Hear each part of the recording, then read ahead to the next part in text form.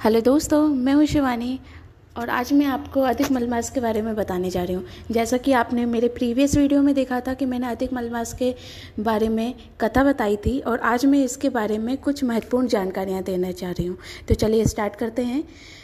देखा जाए तो हिंदू कैलेंडर में हर 3 साल में एक बार एक अतिरिक्त माह का प्रकट होता है, जिसे अधिक मास, मल मास या पुरुषोत्तम मास के नाम से जाना जाता है।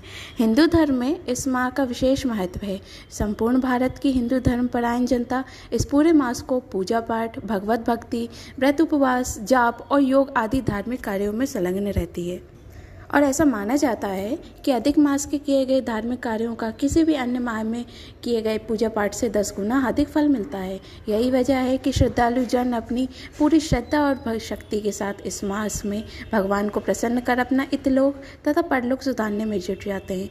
अब सोचने वाली बात यह है कि यदि यह मास इतना ही प्रभावशाली और पवित्र है तो हर 3 साल में क्यों आता है? आखिर क्यों और किस कारण से इसे इतना पवित्र माना जाता है? इस एक माह को 3 विशिष्ट नामों से क्यों पुकारा जाता है? इस तरह के तमाम प्रश्न स्वाभाविक रूप से हर जिज्ञासु के मन में आते ही होंगे।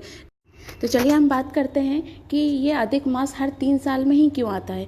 अधिक मास वशिष्ठ सिद्धांत के अनुसार भारतीय हिंदू कैलेंडर सूर्य मास और चंद्र मास की गणना के अनुसार चलता है। अधिक मास चंद्र वर्ष एक अतिरिक्त भाग है जो हर 32 माह 16 दिन और 8 घंटे के अंदर में आता है। इसका प्रकट सूर्य वर्ष और चंद्र वर्ष के बीच अंतर का संतुलन बनाने के लिए होता है।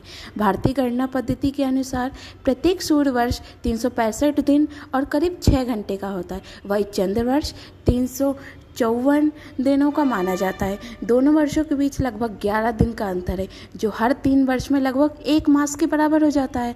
इसी अंतर को पाटने के लिए हर 3 साल में एक चंद्र मास अस्तित्व में आता है, जिसे अतिरिक्त होने के कारण अधिक मास नाम दिया गया है।